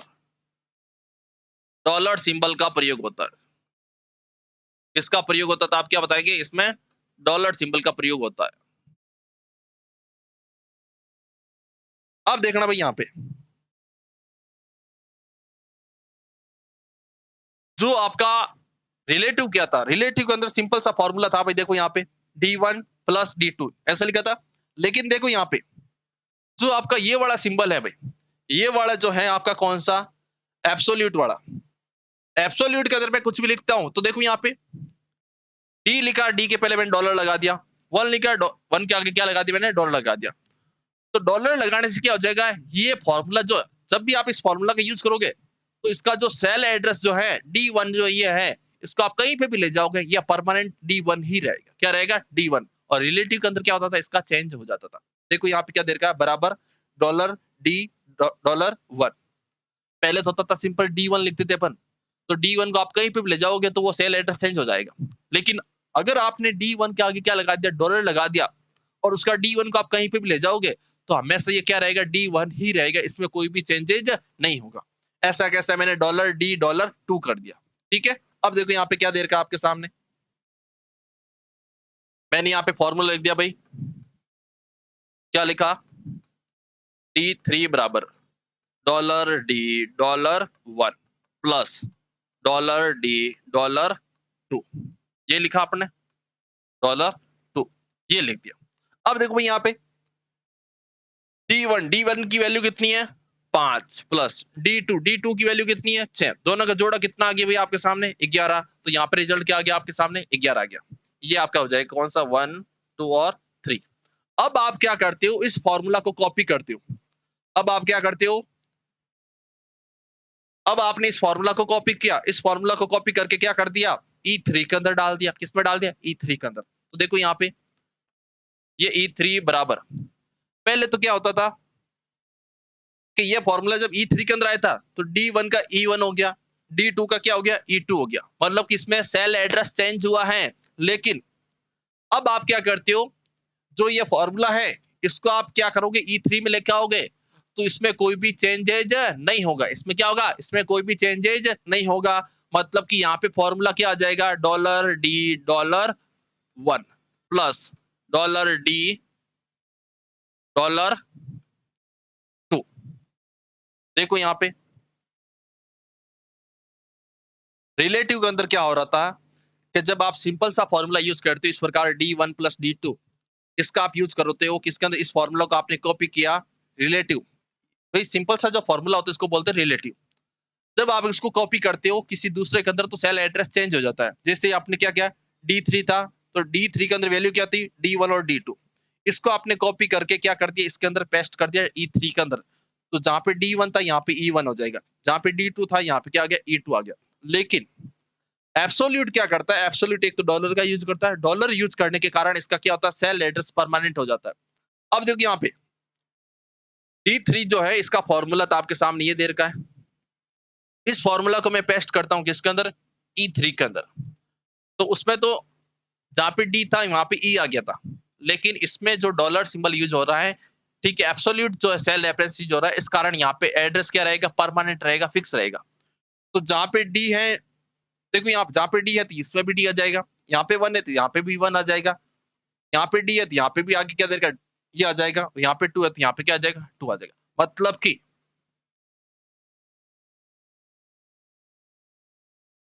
$D $1 plus $D $2। अब देखो यहाँ पे कैसे, तो उसमें तो D1 और D2 के स्थान पर E1 और E2 आया था, इसमें क्या रहेगा, जहां पे D1 है और D2 है वैसा वैसा फॉर्मूला यहाँ पे क्या हो जाएगा, पेस्ट हो जाएगा। मतलब कि इसमें सेल एड्रेस में चेंजेज नहीं होगा। अब देखो भाई यहाँ पे, अब देखो ये फॉर्मूला यहाँ पे देखो, यहाँ पे है, एक मिनट आप देख लीजिए, D1 और D2। अब यहाँ पे क्या देखे, यहाँ पे E1 और E2, क्योंकि इसमें सेल एड्रेस चेंज होता है, क्या होता है, सेल एड्रेस चेंज होता है। लेकिन यहाँ पे देखो, यहाँ पे भी सेम फॉर्मूला और यहाँ पे भी सेम फॉर्मूला। इसमें डॉलर के प्रयोग करने के कारण इसमें फॉर्मूला में किसी प्रकार का चेंजेज नहीं होता, सेल एड्रेस जो होता है परमानेंट रहता है। यहाँ पे भी D1, यहाँ पे भी D2, यहाँ पे भी D1 और यहाँ पे भी D2, इसमें कोई भी चेंजेज नहीं होगा। अब देखो यहाँ पे क्या दे रखा है, यहाँ पे E3 है, यहाँ पे D3 था, यहाँ पे E3 है। E3 के अंदर मैं क्या करता हूँ, इस फॉर्मूला कॉपी किया तो यहाँ पे ये फॉर्मूला आ गया। अब D1 की वैल्यू कितनी है, तो D1 की देखो यहाँ पे ये 1, ये 2 और ये 3। E3 के अंदर डेटा किसका काम कर रहा है, D का डेटा काम कर रहा है। तो यहाँ पे D1 का डेटा कितना है भाई, 5 है, प्लस D2 का डेटा कितना है आपका, 6 देर का, क्या देर का आपका, D2 के अंदर डेटा कितना, 6, दोनों को जोड़ा कितना आ गया, 11। तो यहाँ पे E3 में उसमें तो क्या आ रहा था भाई, इसमें E1 और E2 की कोई वैल्यू नहीं है, तो क्या आ रहा था, यहाँ पे 0 आ रहा था। लेकिन यहाँ पे क्या देर का है, जो आपका E1 और E2 है इसको तो काम नहीं ले रहा, लेकिन E3 के अंदर किसकी वैल्यू आ रही है, E1 और E2 की प्लस होकर वैल्यू आ रही थी। यहाँ पे क्या आ जाएगा आपका, 11 आ जाएगा, क्या आ जाएगा, 11 आ जाएगा। आगे चलो यहाँ पे, भाई समझ नहीं आया तो चिंता करने की जरूरत नहीं है, मैं आपको इसने इतने सारे क्वेश्चंस कराऊंगा, श्योर है आपका समझ में आ जाएगा, ठीक है, क्योंकि ये टॉपिक भी आपके लिए नए हैं, तो टाइम लगेगा लेकिन श्योर है समझ में आ जाएगा, ठीक है। आगे चलिए यहाँ पे, अगला देर का आपके सामने कौन सा, मिक्स्ड, क्या देर का, मिक्स्ड। इसमें एब्सोल्यूट होता है और क्या होता है आपका, रिलेटिव, दोनों एक साथ होते हैं। तो देखो यहाँ पे मैंने क्या किया, जो आपका D3 है भाई, जो आपका D3 है उसके अंदर एक फॉर्मूला लगाया, $D $1 प्लस D2। जो D1 था उसको तो मैंने क्या बना दिया, एब्सोल्यूट। देखो यहाँ पे जो D1 था उसको तो मैंने बना लिया एब्सोल्यूट, मतलब कि D1 में अंदर कोई भी चेंजेस नहीं होगा। जो D2 है इसको मैंने बना दिया क्या, रिलेटिव। अब आप क्या करोगे, D1 की वैल्यू कितनी है भाई, 5, D2 की वैल्यू कितनी है, 6, दोनों को जोड़ा कितना आ गया, 11। देखो यहाँ पे कितना आ गया आपके सामने, 11। अब मैं क्या करता हूँ, E3 के अंदर जो आपका E3 है इसको मैं क्या करता हूँ, E3 के अंदर क्या करता हूँ, इस फॉर्मूला को कॉपी करता हूँ। तो देखो यहाँ पे जो डॉलर वाला है, डॉलर वाला जो है वो तो वैसा वैसा रह जाएगा, $D $1 प्लस। अब देखो यहाँ पे ये जो आपका D2 है ये तो सिंपल है, रिलेटिव। देखो ये तो बन गया आपका एब्सोल्यूट, तो एज इट इज वैसा वैसा आ गया। ये यहाँ पे क्या बन गया, D2 जो है ये बन गया आपका रिलेटिव, मतलब कि इसमें चेंज होगा, इसमें क्या होगा, चेंज होगा। D2 है, यहाँ पे क्या आ जाएगा आपका, E2 आ जाएगा, क्या आ जाएगा, E2। देखो यहाँ पे फॉर्मूला $D $1 प्लस, जहां पे D2 था यहाँ पे क्या आ गया, E2 आ गया। तो इसमें ये एब्सोल्यूट ये रिलेटिव दोनों का एक साथ प्रयोग करना ये आपका कहलाता है कौन सा मिक्स्ड। तो देखो यहाँ पे D1 की वैल्यू कितनी है 5। E2 देखो यहाँ पे ये E1 E2 E3 E2 के अंदर कोई वैल्यू क्या कुछ नहीं है तो यहाँ पे क्या आ जाएगा 0। 5 + 0 का परिणाम क्या आएगा 5 आएगा। देखो यहाँ पे रिजल्ट क्या आ रहा है आपका 5 आ रहा है। आगे बात समझ में। क्लास अच्छे से देखना ये भी एक्सेल वाली ये मतलब कि ये चीज आपके दिमाग में आ गई इसका मतलब एक्सेल आप पूरा अच्छे से सीखे भाई। जो आज वाली जो क्लास है बहुत इंपॉर्टेंट है।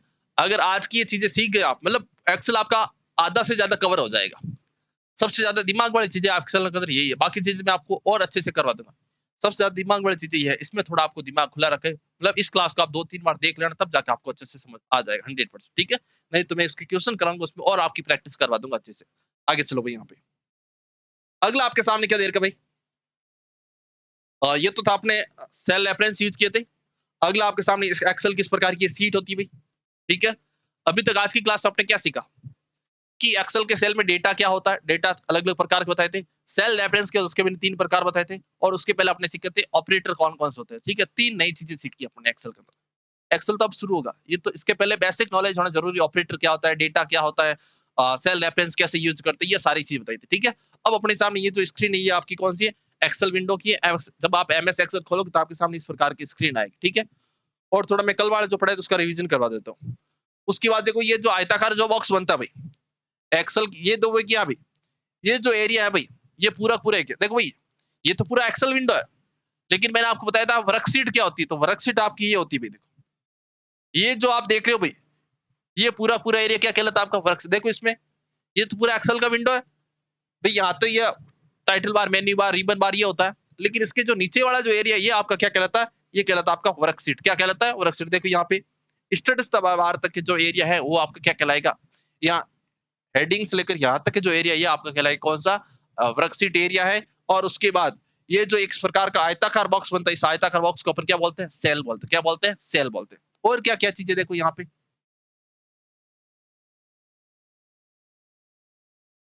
अगला देखो यहाँ पे क्या देर का है रो मतलब की पंक्तियां। मैंने आपको बताया जो इस प्रकार की आरडी लाइनें होती है इसको क्या बोलते हैं पंक्तियां बोलते हैं। और देखो यहाँ पे भाई ये जो देखो यहाँ पे ए बी सी ये क्या है इसको अपन बोलते हैं कॉलम बार या कॉलम हेडर। क्या बोलते हैं कॉलम बार या कॉलम हेडर। देखो यहाँ पे भाई तो इसका मैंने थोड़ा उल्टा लिख दिया यहाँ पे सॉरी हाँ वैसा ही है। जो देखो यहाँ पे ये A1 सॉरी ABCD ये जो होता है ये इस रूप में जो चलते भाई आपके वैसे मैंने कल आपको बता चुका हूं। इसमें आपको यही बताने का प्रयास किया मैंने कि आपके जो ये A1 ABC ये क्या है तो आप क्या बताओगे कॉलम हेडर या कॉलम बार। क्या होता है कॉलम हेडर या कॉलम बार। और जो आपके जो इस रूप में 1 2 3 होते हैं ये आपके क्या होते हैं क्या बताएंगे रो हेडर या रो बार होते हैं। ठीक है। बाकी नॉर्मली मैंने आपको कल बताया था इस रूप में जो आपकी होती है इसको अपन क्या बोलते हैं भाई जो आड़े रूप में होते हैं इसको अपन क्या बोलते हैं रोज मतलब की पंक्तियां बोलते हैं। और जो इस प्रकार आपके खड़े रूप में होते हैं इसको अपन क्या बोलते हैं क्या बताएंगे कॉलम बोलते हैं। क्या बोलते हैं कॉलम। तो यहाँ पे देखो 1 2 3 4 5 ये जो लाइनें क्या है। ठीक है जैसे मैं आपको इस प्रकार बता देता हूँ यहाँ पे ये जो लाइनें खींची मैंने भैया ये जो लाइनें आपकी क्या हो जाएगी रोज हो जाएगी। ठीक है। और अगर मैं लाइनें ऐसे खींचता हूँ भाई ये लाइनें खींची ये लाइनें खींची ये लाइनें खींची ये आपके क्या बताएंगे आपका कॉलम्स होते क्या होता है कॉलम्स। अब देखो यहाँ पे भाई मैं थोड़ा और आपको बता देता हूँ ये तो आपका कॉलम आ गया। और यहाँ पे देखो मैं ऐसा बना देता हूँ जैसे यहाँ पे ये लो यहाँ पे ये बना दिया भाई ये आपके रो आ जाएगा। ये आपका क्या आ जाएगा रो आ जाएगा। अब देखो आपको अच्छे से समझ में आ गया ये आपकी एक रो है ये आपका यहाँ पे क्या देगा कॉलम। कॉलम खड़े रूप में होती है जो रो होती है वो आपकी इस रूप में आड़े रूप में होती है।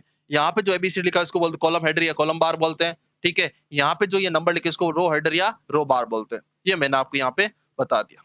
आगे चलो भाई और आपके सामने आगे क्या देर की है। अब देखो यहाँ पे इसमें क्या लिखा हुआ है ये जो है भाई यहाँ पे अभी देखो भाई यहाँ पे राकेश सैनी जोधपुर लिखा हुआ है कहाँ पे लिखा हुआ है इधर से डी आ रहा है इधर से क्या आ रहा है 6 आ रहा है। तो इस सेल का नाम इस सेल का एड्रेस क्या बना है D6। और जहां पे D6 प्रदर्शित होता है उसको अपन क्या बोलते हैं नेम बॉक्स। मैंने आपको ये बता रखा है कि सेल का जो नाम है सेल का जो एड्रेस है वो कहाँ पे दिखाई देता है क्या बताएंगे नेम बॉक्स के अंदर, और सेल का जो डेटा है, सेल के अंदर आपने क्या टाइप किया, सेल के अंदर आपने लिखा क्या है, वो सेल का जो कंटेंट होता है, सेल का डेटा कहाँ पे डिस्प्ले होता है, वो होता है आपके फॉर्मूला बार में। तो देखो भाई यहाँ पे राकेश सैनी जोधपुर लिखा हुआ है, और ये वाला जो बॉक्स है भाई, ये बॉक्स क्या कहलाता है आपका, फॉर्मूला बार। क्या कहलाता है, फॉर्मूला बार कहलाता है। क्लियर, आगे चलिए यहाँ पे। उसके बाद देखो भाई यहाँ पे जिस सेल के ऊपर काम करते हैं वो सेल क्या कहलाती है, जो ये सेल है भाई, इस सेल को एक्टिव सेल या करंट सेल कहते हैं। क्या कहते हैं, एक्टिव सेल या करंट सेल कहते हैं। और उसके बाद देखो यहाँ पे ये एक बटन दे रखा है यहाँ पे, ए और 1 के बीच में देखो यहाँ पे इस प्रकार के एक बटन दे रखा है, त्रिभुज बना हुआ है। ये जो बटन इसको बोलते हैं सेलेक्ट ऑल बटन। क्या बोलते हैं, सेलेक्ट ऑल बटन कहते हैं। क्लियर, ये देखो यहाँ पे। अगला चलिए, वैसे ही चीजें मैंने कल आपको बताई थी, लेकिन कुछ चीजें आपके लिए नई भी है। अगला आपके सामने क्या दे रखा है भाई, यहाँ पे एक्सेल का पूरा थोड़ा सा सारांश भाई, छोटे रूप में पूरा सारांश। ठीक है, क्या बताएंगे, रन कमांड क्या होता है, एक्सेल या एक्सेल डॉट ई होता है। डिफॉल्ट फाइल का नाम बुक 1 होता है, बुक 2 होता है, इस प्रकार मैंने आपको पहले बता चुका हूँ। एक्सटेंशन क्या होता है, 2003 तक की बात करते डॉट एक्सएलएस होता है। 2003 मतलब कि 7 है, 10 है, 13 है, 16 है, 19, उसका एक्सटेंशन क्या होता है, क्या बताएंगे, एक्सएलएसएक्स। उसके बाद क्या है, जूम साइज, कम से कम जूम साइज कितना होता है, 10% होता है, 10% होता है, अधिकतम कितना होता है, 400% होता है। क्लियर, न्यूनतम फॉन्ट साइज, अक्षरों की साइज कम से कम कितनी होती है, एक होती है भाई। लिस्ट की बात करते तो उसमें 8 और 72 होता है, लेकिन कम से कम कितनी कर सकते हैं, कम से कम एक कर सकते हैं, अधिकतम कितने कर सकते हैं, 409 कर सकते हैं। उसके बाद आपका अलाइनमेंट, अलाइनमेंट अपने जो आपका एमएस वर्ड था उसमें अलाइनमेंट अपने 4 पढ़े थे, लेफ्ट राइट सेंटर और जस्टिफाई। इसमें आपका अलाइनमेंट टॉप होता है, मिडिल होता है, बॉटम होता है, लेफ्ट होता है, राइट होता है, सेंटर। ये आपको ध्यान रखना भाई, इसमें अलाइनमेंट आपको ध्यान रखना है। उसके बाद मार्जिन जो होते हैं, उसमें मार्जिन कितना आएंगे, टॉप बॉटम लेफ्ट और राइट, मार्जिन इसमें भी 4 थे, एमएस वर्ड में भी 4 है, ये आपको ध्यान रखना है। पेज ओरिएंटेशन, पेज ओरिएंटेशन आपको पेज खड़ा प्रिंट करना है या आड़ा प्रिंट करना है, तो ये भी आपके दो प्रकार के होते हैं। खड़ा प्रिंट करना उसको बोलते हैं पोर्ट्रेट, आड़ा प्रिंट करना उसको बोलते हैं लैंडस्केप। क्लियर, उसके बाद फॉन्ट स्टाइल, इसमें भी फॉन्ट स्टाइल आपकी 4 होती है, बोल्ड इटालिक और रेगुलर। ठीक है, डिफॉल्ट कौन सी होती है, क्या बताएंगे, आपकी बोल्ड होती है, सॉरी रेगुलर होती है। पेज साइज, ये आपकी पेज साइज दे रखी है। और उसका दे रखा है मेन्यू या टैब, मतलब कि एक्सेल के अंदर जो आपके कौन कौन से मेन्यू या टैब होते हैं, जैसे अपने एमएस वर्ड पढ़े थे, फाइल होता है, होम होता है, इंसर्ट होता है, पेज लेआउट होता है, रेफरेंसेस, मेलिंग, रिव्यू और व्यू। उसी प्रकार यहाँ पे क्या क्या चेंजेस है, यहाँ पे भी फाइल है, होम है, इंसर्ट है, पेज लेआउट है, यहाँ तक तो सेम है। लेकिन उसके बाद जो है आपका दो चीजें यहाँ पे चेंज हो जाएगी, जो रेफरेंसेज और मेलिंग था उसके स्थान पर यहाँ पे दो चीज चेंज हो जाएगी। कौन सी, एक तो आएगा फॉर्मूला, एक आ जाएगा कौन सा, डेटा। बाकी रिव्यू और व्यू इसमें भी होते हैं। तो देखो यहाँ पे फाइल, होम, पेज और पेज लेआउट, फॉर्मूलाज और डेटा। पेज लेआउट उसके बाद था, इसमें कौन सा, उसमें था रेफरेंसेज, इसमें आ जाएगा फॉर्मूलाज। उसमें था मेलिंग, इसमें क्या आ जाएगा, आपका डेटा आ जाएगा। और रिव्यू और व्यू। ठीक है, दो यहाँ पे चेंजेस हो रहे हैं टैब। उसके बाद आपके सामने क्या दे रखा है यहाँ पे,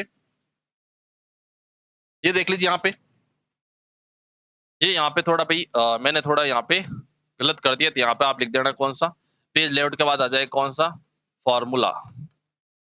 और जो मेलिंग है, मेलिंग के बाद आपका क्या आ जाएगा, क्या बताएंगे यहाँ पे, डेटा आ जाएगा। क्या आ जाएगा, डेटा। ये आपका ध्यान। तो यहाँ पे क्या बताएंगे, माइक्रोसॉफ्ट एक्सेल में कौन कौन से मेन्यू या टैब होते हैं, क्या बताएंगे, आपके 8 होते हैं। कौन कौन से, file, home, insert, page layout, formulas, data, review और व्यू। ये आपको ध्यान रखना है। अगला आपके सामने क्या दे रखा है, जैसे ही अपन फाइल के ऊपर क्लिक करते भी, अपने एमएस वर्ड के अंदर फाइल को डिटेल से जाना था, सेव कैसे करते हैं, ओपन कैसे करते हैं, प्रिंट कैसे करते हैं, रिसेंटली फाइल कैसे देखते हैं, एग्जिट कैसे होना है, फाइल को क्लोज कैसे करते हैं, ये सारी चीजें आपको एक्सेल में वैसी वैसी है जैसा आपने एमएस वर्ड में पढ़ा है, वैसा वैसा काम अपन क्या करना है एक्सेल में। इसमें आपको ये सारी चीज वापस नहीं बताऊंगा, फाइल को सेव कैसे करते हैं, एग्जिट कैसे करते हैं, क्लोज कैसे करते हैं, ये चीजें वापस बार बार भी इसमें अपना टाइम वेस्ट होता है। ठीक है, तो नॉर्मली मैं आपकी जो फाइल की कमांड है वो सारे आपको बता देता हूँ। तो फाइल मेन्यू, फाइल के अंदर कौन कौन सी कमांड होती है ये देख लीजिए यहाँ पे।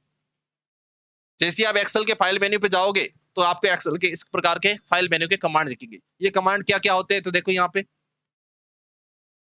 ये देख लीजिए यहाँ पे फाइल के कौन कौन से कमांड है, मैंने आपको यहाँ पे सारा अक्षर बता दिया। सेव क्या करता है, फाइल को क्या करता है, सेव करता है। सेव एज, अगर फाइल का नाम अगर चेंज करना हो, ये सारी चीजें मैंने आपको भाई है एमएस वर्ड में अच्छे से बता रखी है। जैसे एमएस वर्ड में टॉपिक थे वैसे वैसे यहाँ पे देर के ये सारी चीज मैं आपको पहले से बता चुका हूँ।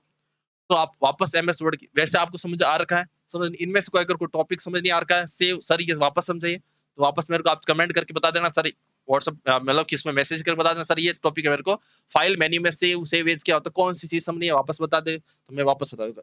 तो ये इसमें आपको ये फाइल के अंदर है, ये सारे सारे मेन्यू कैसे है आपके एमएस वर्ड के अकॉर्डिंग है। ठीक है, तो ये आपका होता है कौन सा, फाइल मेन्यू होता है।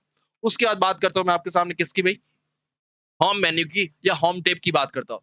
होम टेब इसका है जो भी आपके 7 ग्रुप है, कितने ग्रुप है, 7 ग्रुप। कौन कौन से, clipboard, font, alignment, number, styles, cell और क्या दे रखा है एडिटिंग। इसमें अपन आज की क्लास में अपन पढ़ेंगे ओनली कौन सा क्लिपबोर्ड। क्या पढ़ेंगे?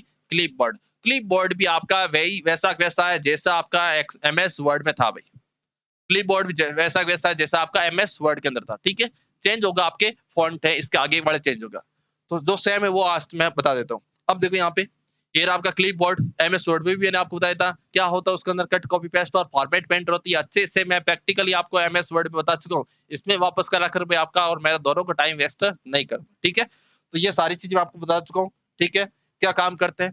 पेस्ट क्या करता है? कट या कॉपी किया गया डेटा को किसी और स्थान पर रखना, ठीक है। कट क्या करा तो किसी डेटा को वहां से हटाना। कॉपी मतलब उसकी एक डुप्लीकेट कॉपी बनाना। फॉर्मेट पेंटर उसकी डिजाइन को कॉपी करना। क्लियर? ये सारी चीजें। तो आज की क्लास आपने क्या पढ़ा था?